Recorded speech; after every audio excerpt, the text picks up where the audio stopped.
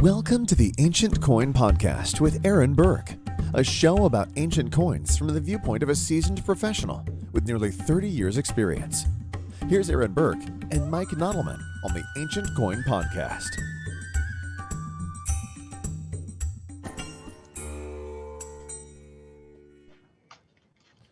And the sound of that gong means it is time once again for the Ancient Coin Podcast with Aaron Burke. I'm Mike Nottleman.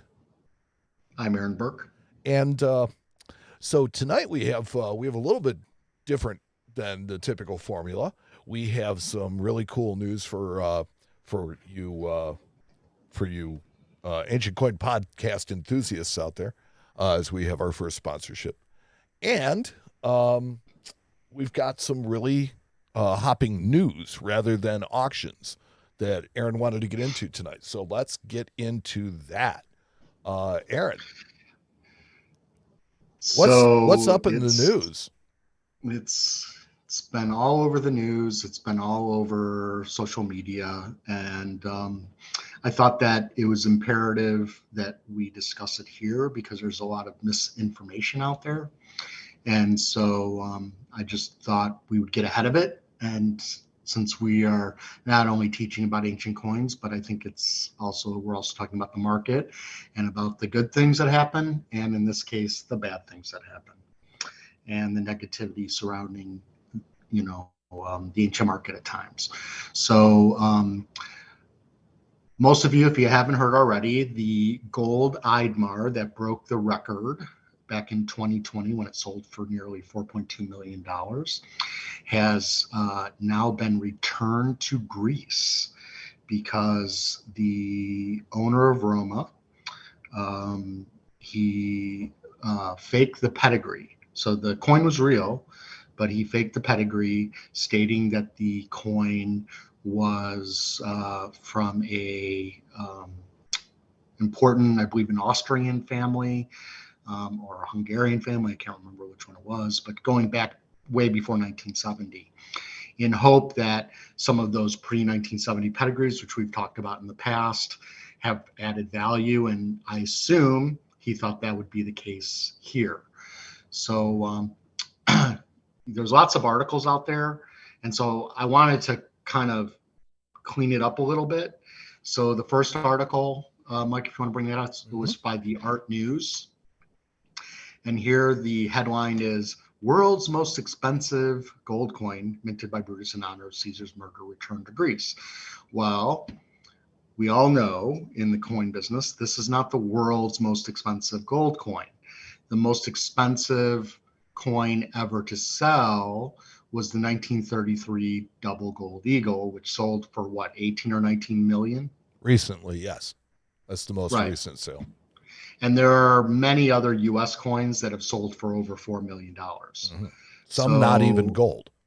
Some not even gold. So here already, they're getting it wrong.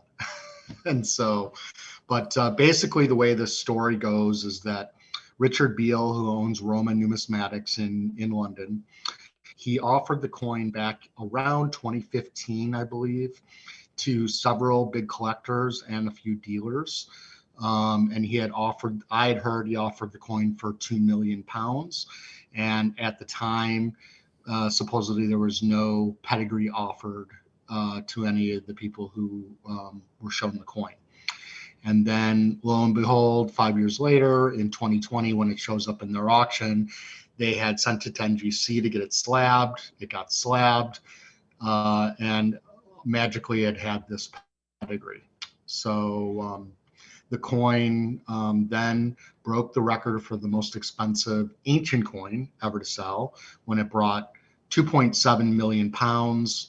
With the juice and the pound back in 2020, it equals close to $4.2 million, which broke the previous record of the Facing Pentacapan, which is going to probably be coming up in this May, when the Sheikh paid nearly 3.8 million for that coin.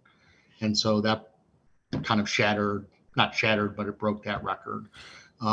Mike, if you go to the next, before you move on, just to correct the record on this, because if I'm not mistaken, this Art News article is actually incorrect. because it says that this coin was sold in 2021. You and I both know that this coin sold in 2020. Correct. And the 2021 sale was to hold Idmar. That went to a different person altogether. Correct. So they call it, at 4.2 million, but sold in 2021. That would be inaccurate. It was actually sold in 2020. Right. And if you go to the CNN article. Yes, sir. They're saying that it's sold for a record of 3.5 million. And I believe that's probably because CNN wasn't very smart, and they probably took the pound at the time and did it by today's pound standard, not 2020 standard. Correct. So here they don't even have the amount correct. And in one of these articles, they stated that it sold in New York, which is not true. It sold in London. That's where the auction was held. It sold to an American and somebody on the East Coast. Nobody knows who that person was. But basically, when Richard Beale came to New York for the New York International, he was detained at the airport, or you can say arrested, but they let him go. But he admitted, I don't know if at that time or at another time, that he had paid for the pedigree. And so this is not good news because one thing that I've learned in this business is that, and I've seen it over the last 30 years, the people who go to jail are the ones that fake pedigrees. There's a very famous antiquity dealer. When I first came around in the 90s, he was one of the first that went to jail in New York for faking pedigrees. And then there's another New York antiquity dealer recently who got caught in a sting where they were faking pedigrees before 1970 on newer items or items that didn't have pedigrees to try to sell to New York elite. And he was prosecuted. And so here's the third situation. Okay, so here's my question. It's none of these things happen in a vacuum, right? It's like these events are like throwing a rock into a pond and it ripples out. What type of impacts are you predicting are going to ripple out from this? Well, what's interesting is Roma just had their auction last week, and Richard called the auction, and the auction did quite well, actually. I thought a lot of people would stay away, but that wasn't the case. Now, back maybe around 2012 or so, 2011, 2012, the owner of Nomos, Peter Weiss, was also arrested for faking a pedigree, and he survived, and so did Nomos, for that matter. And so I don't know if Roma will survive or not. I have a feeling that they will, but nobody really knows. And there's also what's called the Gaza Horde, which was also mentioned in the same indictment. And all of these indictments came out in New York. So if you don't know the assistant district attorney of New York he fought in Desert Storm. He was in the military, and he was very vital in getting back Iraqi stolen antiquities at the time. And when he got the job in New York, he made it his crusade to go after looted antiquities mainly. And now he has something like 18 people working underneath him. And which is funny because some people say that are they actually fighting crime in New York? Because the crime has gotten so bad in New York, and here they are just worried more about getting looted material back, which is good. But lower hanging fruit.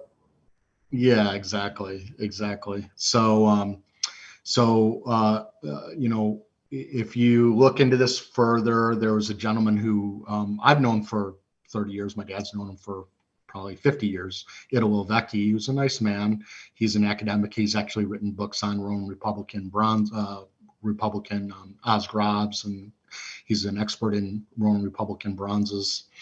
And he was doing consulting work for Roma, and supposedly he facilitated or brought the gold Eidmar to Richard at Roma. And so I don't know if they put pressure on him to say when the coin was looted, but they must have had some kind of information for the owner in the United States, the current owner, to give it back to Greece, essentially. And people have asked me, is Roma going to pay back the money? Well, I would think they would, and I would assume that the owner, the current owner who gave the coin back, would be suing for the $4.2 million, which is going to be much more than it was in 2020 based on the pound anyway. Yes. It's going to cost Roma a lot more money, but they've got bigger issues than that. The Gaza Hoard was another thing that was mentioned. I won't get too much into it, but basically it was a group of Alexander the Great decadrams. There was a whole BBC report on them, and most of us stayed clear of them, and Roma kept selling them. And so I think that, if you're going to continue to play with fire and do things improperly like that, eventually you're going to get burned. And so, as I've said already, if you lie or you make up pedigrees, it's a big no-no. And honestly, if he wouldn't have faked the pedigree, it probably would have been okay. But if the coin was recently looted and they have proof of that, then it's got to go back. That's just the way it is. So, but let's talk a little bit about the fact that there are only 3 of these gold aurii. And if you want to bring up the, Mike, if you want to bring up that, go to the slideshow. Oh, yeah. Okay, so go to the first slide. Yes, sir. Okay, so I recognize this coin. Yeah, so this is the Hold Eidmar. So this actually is the only one that has an actual true pre-1970 pedigree. This was actually brought to the British Museum, and they actually had a plaster mold of it in 1932. And then it's been it was published by or looked at by Crawford, who wrote the book on Republican. At first, Crawford didn't like the coin, but supposedly later came around and said he thought the coin was authentic. It had been very questionable throughout, the last, up until probably the late mid 90s, that people weren't sure if it was real or not. It sold in 2002 to my father. He bought it for about 120,000 out of NAC for Barry Fairstein, and then Barry Fairstein sold his collection in 2004, and then the owner bought it for, I believe, close to 430,000. So it appreciated quite a bit in those small amount of years, and then that owner put it on display at the British Museum, and it stayed there from 2010 to 2021. And the reason it came off of display is because the Roma one sold for 4.2 million, and that drew the client who owned this one to take it off display and bring it to market, because he had only paid 430,000 for his. And this one was bought by me for one of my clients for 2.2 million Swiss francs. And so with all the juice and everything, it was close to $2.6 million, something like that. If you go to the second slide, Mike. So this is the one that the Deutsche Bank owns. This is the Central Bank of the Federal Republic of Germany. It was originally sold by NFA, Numismatic Fine Arts, which is no longer around, but they were very famous back in the 90s, late 80s, early 90s. And then it sold again in 1993 at Sotheby's. And Kunker bought it for the bank, and it's been on display there ever since. So if you go to, so that's the one that's always mentioned in the German, as being in the German bank. And if you go to the third one, This is the one in question that just went back to Greece that sold for 4.2 million. So what's And this one interesting is was in that, an NGC slab. yeah, well, they slabbed it because some people at the time when it was offered in 2015 didn't think it was real. And so one of the reasons they got it slabbed is because they wanted to squash any thoughts of it possibly being fake. Um, So fake it and is not, but pedigreed it also is not. Right, and they you don't do that. You don't make up pedigrees. You just not on especially on something like this. It was really not smart. It was really the only thing I can say it was greed that played into that one. But for my client's sake, the fact that this one sold for 4.2 million brought the one out of the British Museum, and now my client owns the only one in private hands.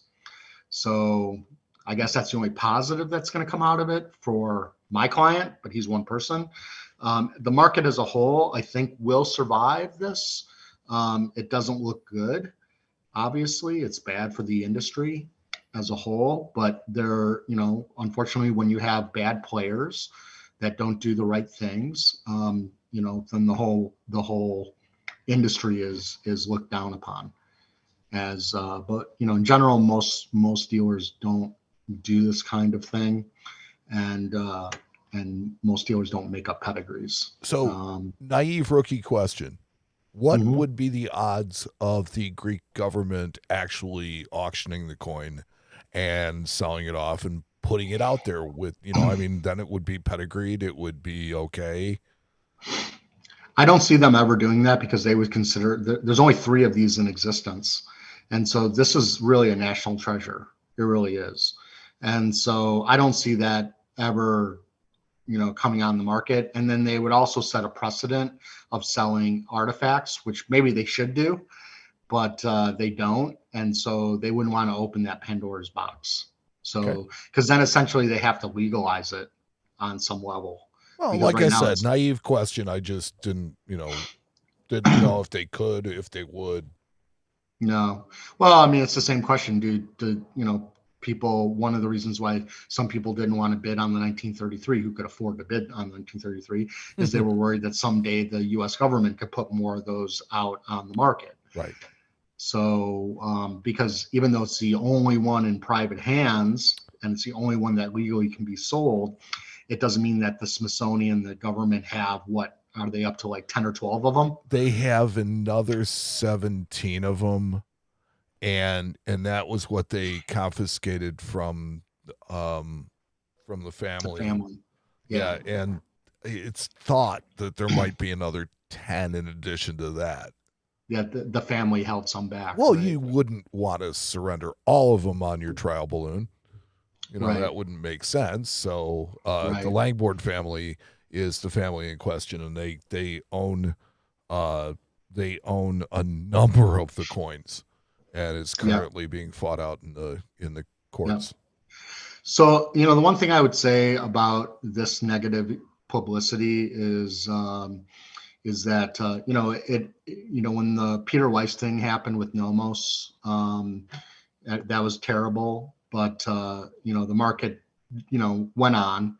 It was bad for a little while. I think that I think people need to rethink how they offer things. And make sure that they're not doing this type of thing. You don't lie about pedigree. That's just not what you do. It's one thing to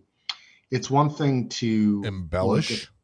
Well, sometimes like I will believe an individual gives me their coins. They say it's from my grandfather's collection, and they look legit.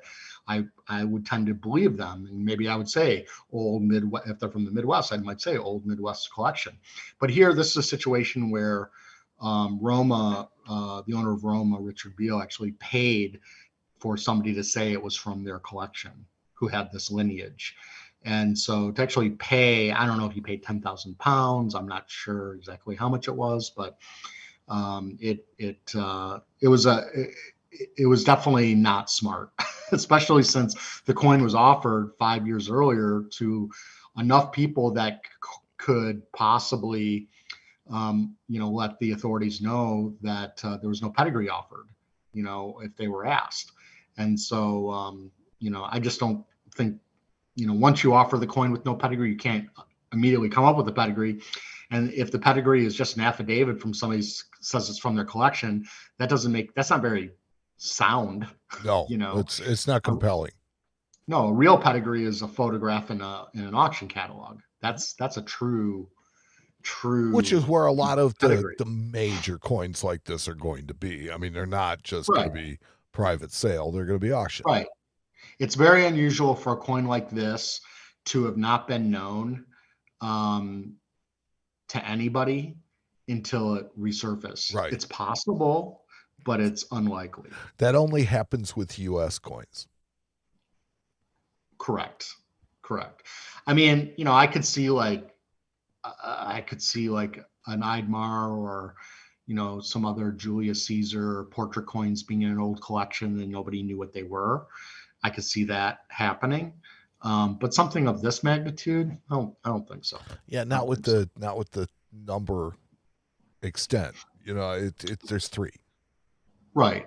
And they weren't saying that it was like from a 1950s collection. They were saying it was from a collection from I think it was like the 1850s or 1880s. I don't know exactly when it was, but it was more than 100 years. Yeah. And so it just wasn't smart. That's deep pedigree. At any level. On any level, it wasn't. And I don't even know if the reason, it sold was because of the pedigree. So I don't even think it did him any good. So well, really it certainly would have brought more money with the pedigree than without. Yes and no. And if you buy something without a pedigree, I think you are taking on an inherent risk knowing that there's something that could happen down the road. Whereas if the coin has a pedigree, you would tend to worry less about that. Right. I don't know. I'm just thinking about today's cash and carry world. But it's the way that people buy things nowadays. I can tell you, I was the underbidder on the coin. I'm glad we didn't win it. Thank God. And I just found out recently who the third bidder was. And at the time I guess I believed the pedigree, but I didn't really care about the pedigree either. Right. It wasn't important to me, and it wasn't important to my client. And I know the guy who was the third bidder doesn't care about pedigree, to that level where it, makes or breaks whether they buy the coin or not. So for the owner of the coin, maybe that was a big play, because I don't think the owner of the coin is somebody who necessarily collects coins normally. I think it was just somebody very wealthy who wanted to own something that no one else could have. Right. That's what I meant by our cash and carries. I mean, that's just kind of, you get people buying stuff sometimes that just have absolutely no idea what they're doing. Right. So, anyway, so it's a sad situation. I like Richard Beale as a person. So I hope he does survive, but he wasn't very smart in the way he handled things. So we'll see. He's supposed to be due back in court in New York in May, and we'll see how it all pans out. So it's going to be an interesting story. That's all I have to say. And we will keep abreast of it here. We'll stay on top of it. Yeah. As news breaks, we'll try and fix it. So as far as the rest of the market goes, I just bid in Roma. I bid in Kunker before that. And I looked at the Gorny and Mosh a little bit, but I didn't actually bid in that one.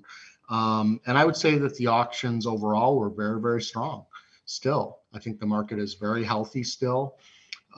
Even with all the story of Roma, I thought the auction went really, really well for them. So considering what they're having to face. And so, I know there's a lot of scare in the US market as far as the economy and how things are going to play out. And here we're watching gold going all over the place right now because of the problems with the banks.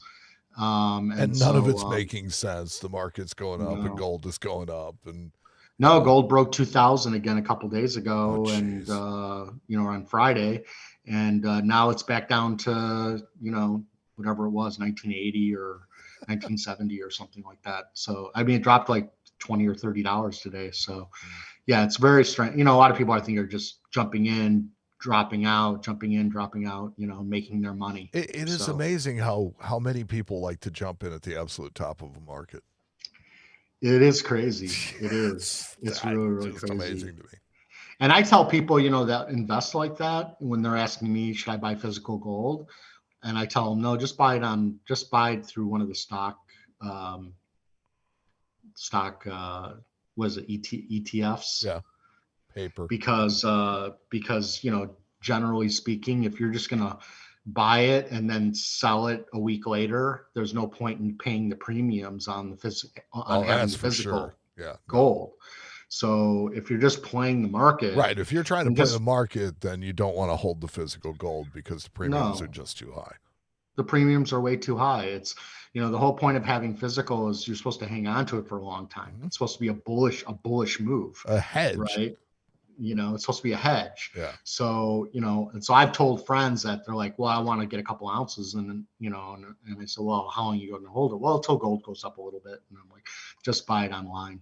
Don't buy physical. You don't need it, because what are Eagles selling? You're going to lose money on it. If you plan what are to buy Eagles selling it? 75 over spot? Oh God, no. They're 125 over spot. 125 over spot. So for you to make any money, I don't know what's the buy on them. Is it 20 over or something? You pay spot somewhere right in there. To be honest with you, it depends on quantities and stuff like that. Yeah. I know if we're buying them from suppliers, we're probably paying 60, $70 over spot. Yeah.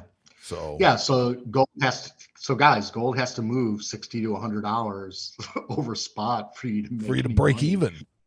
For you to break even, right? Yeah. So if you think about it, it doesn't make a lot of sense, So, but I have to say, ancient coins are still doing quite well. I don't know if that's going to continue, but so far so good. So, let's move on to a feature segment. Our feature. So, funny story. We have a new sponsor here on the Ancient Coin Podcast. It is Bellinger Estates. They are a winery in Oregon, and they have been very kind and have supplied us with the official wine of the Ancient Coin Podcast. So know that anytime anybody is drinking wine on a coin, they are drinking from Bellinger Estates because they have good taste. Yeah. So we decided to have a little fun and cover something that's a little different. And so we wanted to do wine on coins, wine and ancient coins. And there's a lot of that stuff, isn't there? There is. And it's wine was really important in the ancient world. And wine goes back, I think the beginning is around 6000 BC in the country of Georgia. And even the Chinese are said to have started wine maybe with rice as early as 7000 BC. So it's been around for a long time, but it wasn't until the time of the Greeks that it really started to come around a little bit more. And the Greeks and the Romans both diluted their wine, actually. So the Greeks would do 1 part wine to 3 parts water. And the Romans did 1 part wine to 2 parts water. And they actually had, in antiquity, they have vases called bellcrotters that were used to mix wine and water together. And so you can find crotters on the market from South Italy and from the 4th and 3rd centuries BC, where those are those huge handled jugs with the big long necks on them. Yeah, if you turn them upside down, they look like a bell. Okay, basically. Yeah. So, and those were used to mix wine and water, and so it was considered barbaric actually to drink wine straight. It didn't taste very good. It wasn't like the wine we have today. And especially not the wine we have today. No. So and the Romans really took it to a new level. And in the first century BC, you actually start to get alcoholism. And I and would think around, that would be more prevalent in rulers and kings of the day. well, it was, in the Rome period, it was very much a staple in their diet. And because their water didn't taste so good, so they literally would add wine to the water to make it taste better. I know that a lot of ancient civilizations drank beer because beer didn't, it didn't get polluted the way that standing water would. It Yeah, and their didn't water just didn't taste good, Right. Necessarily. So, and then around the time of Diocletian was the first time in 92 AD that he actually put a ban on plantings of any new vineyards in Italy and ordered uprooting of half the vineyards in the Roman provinces. It wasn't really necessarily followed in the provinces. And the reason he was doing that is because he wanted to have more food made and less wine made. And then around that stayed in effect, even though it wasn't necessarily followed for 188 years till the time of Probus, who repealed it in 280 AD. So, and then even further, the Romans would mix herbs and minerals and sometimes even pearls into their wine for medicinal purposes. And so Sure. it was very much a part of their culture. And I was reading about this, and there's an actual bottle of wine. I think it's called the Spire wine bottle, and it's actually sealed, and it actually supposedly contains wine. It's supposed to be the oldest bottle of wine to exist. And it's probably the oldest bottle of vinegar that exists, but Right. Yeah. Right. And I think it's around 350, 370 AD, something like that. So, but as far as the ancient coins go, Dionysus was the god of wine. He supposedly gave wine to the Greeks. And if you go to the first slide, Mike, or the second slide, I guess. Yes, sir. So that's a coin of Naxos. It's one of the most famous tetradrachms from this period, where you have Dionysus on the obverse, and on the reverse you have a satyr who is a follower of Dionysus, drinking from what's called a cantharos, which would have been a drinking cup for wine. And so the satyr was kind of a drunken, raping, drunken, right? I mean, he did everything, right? But he was a follower and associated with Dionysus. He certainly looks ready. Right. In the Roman period, you get Bacchus and Liber, which was the equivalent to Dionysus later. But these tetradrachms are like some of the most sought after in the whole Greek period. Coin like this probably would sell for $500,000 to $800,000, something like that.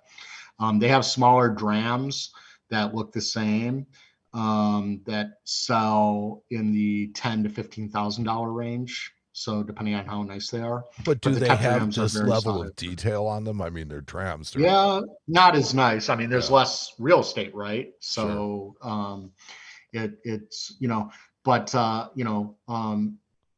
most of the cities that produced coins that have Dionysus or any kind of wine related would have been growing grapes and producing wine in those provinces.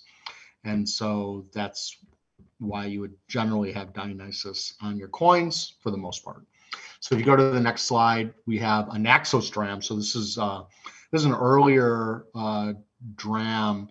And here you have a very archaic head of Dionysus on the obverse. And on the reverse, you have a bunch of grapes with the name of the city below. So another city very straightforward.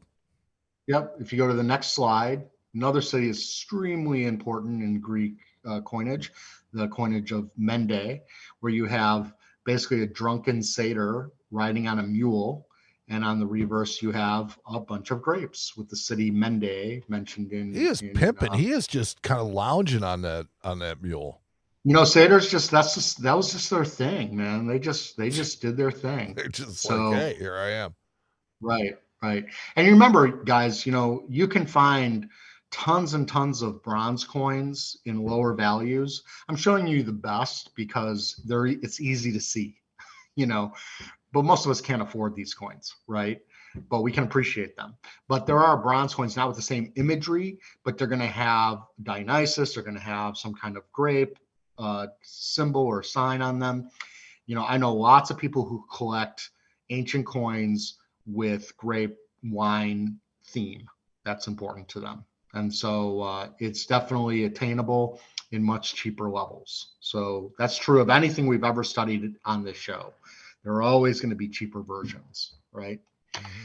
So if we go to the next slide, we've talked about the Maronaya tetradrachm, where they actually raised horses and they had very good wine in this region as well. And so here they're showing their horse breeding, and they're showing their winemaking. Is that a grasshopper?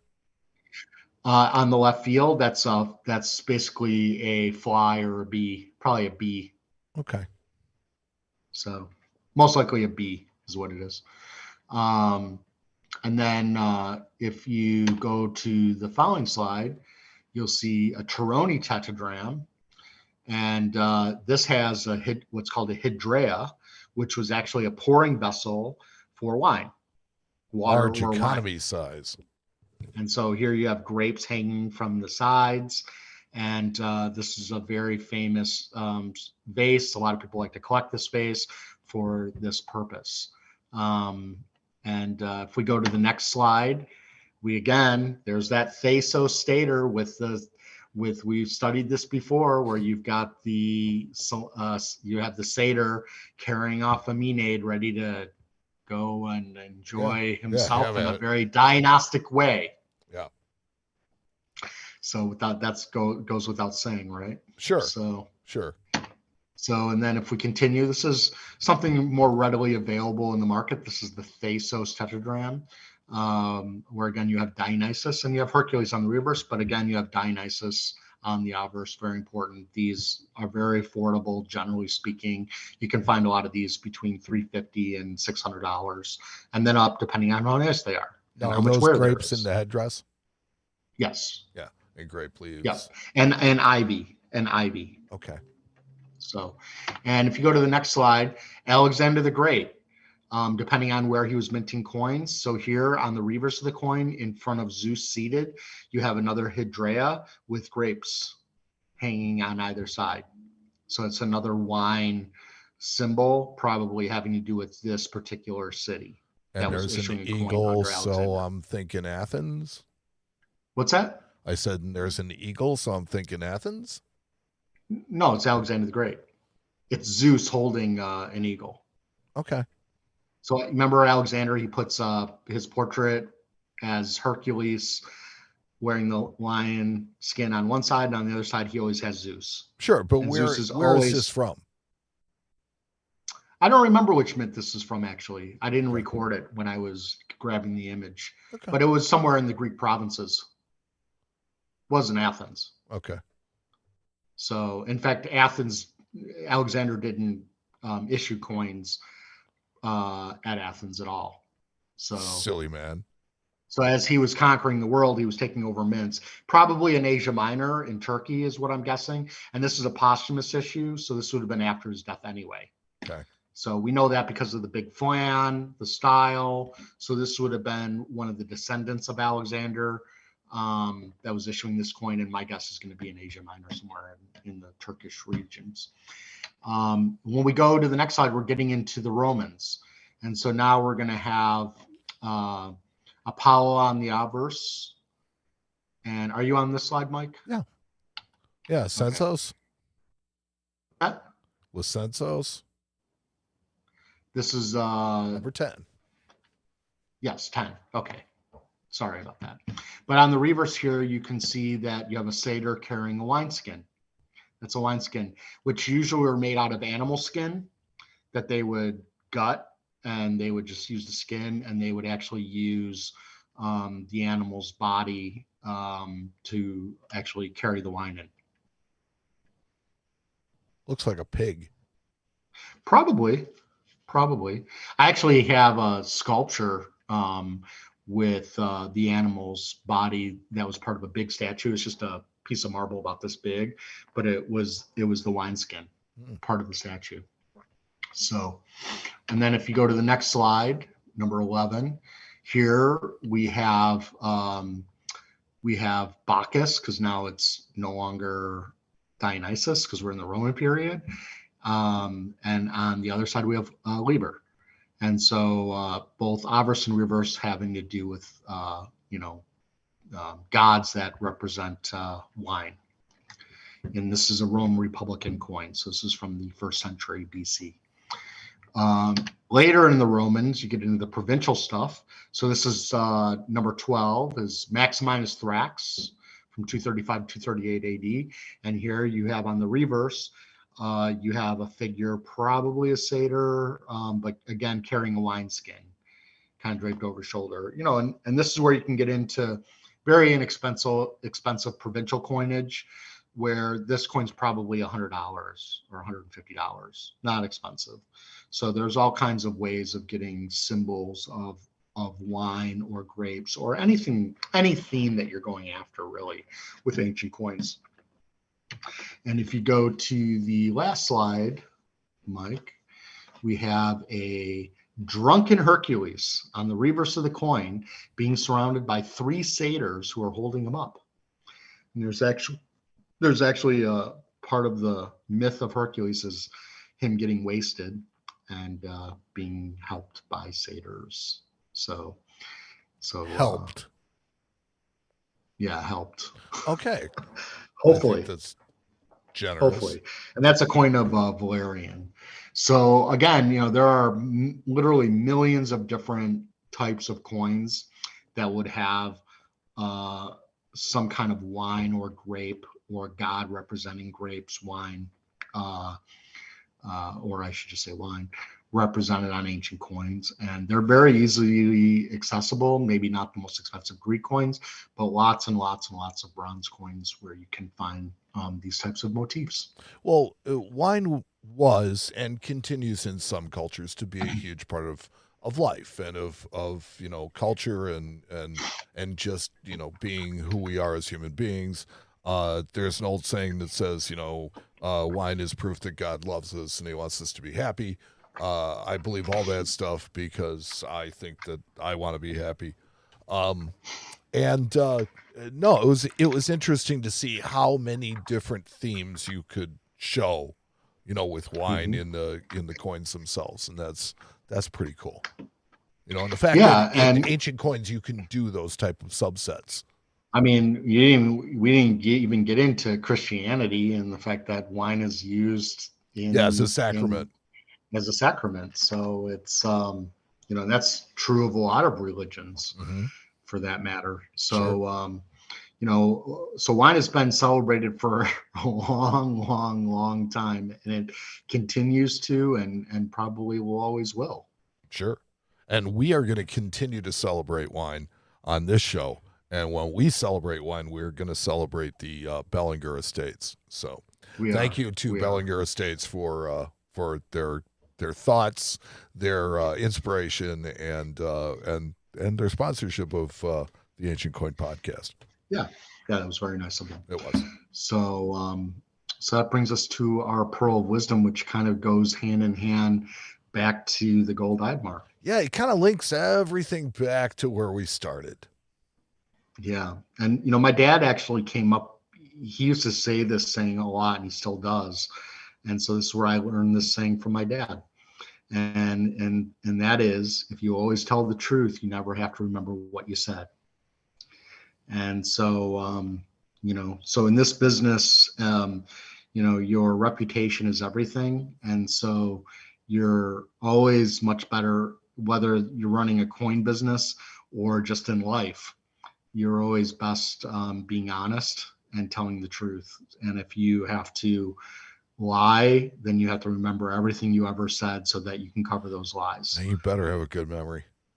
And so you got to have a pretty damn good memory. Yeah. So, I'll tell you what, it's like I've noticed that you do tend to hire people of high character, myself excluded, maybe. But the fact of the matter is that, I always think about it in terms of I am there with somebody else's reputation, and I guard it worse than I would guard my own, or more fiercely than I guard my own. Yeah, and it's always been important to me to hire people with good character, because you guys are around a lot of valuable things, and so you have to have some trust with the people that work with you, so they're not stealing from you, obviously. But also you have to make sure that what they're telling clients is fair and honest, because they represent you. Right. And so you never want to have to go back to your client and say, well, my employee wasn't telling the truth. No, absolutely.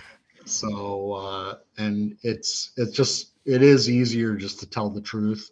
I mean, there's times when I can't tell the truth, but I don't lie either. I just say I can't say. Yes. There is a time to know when to not say anything. Correct. You can't have a filter. It's okay to have a filter. Yes. And having a filter means doing the right thing at times with that filter. Yes. And so, but I think it's funny because our pearl of wisdoms really are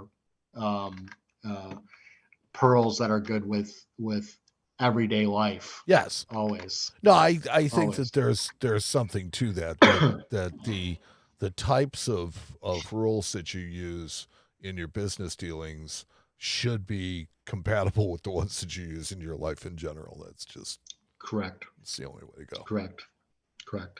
Well, that's all I got for you, Mike. And that brings us to another action-packed and 26 episodes in.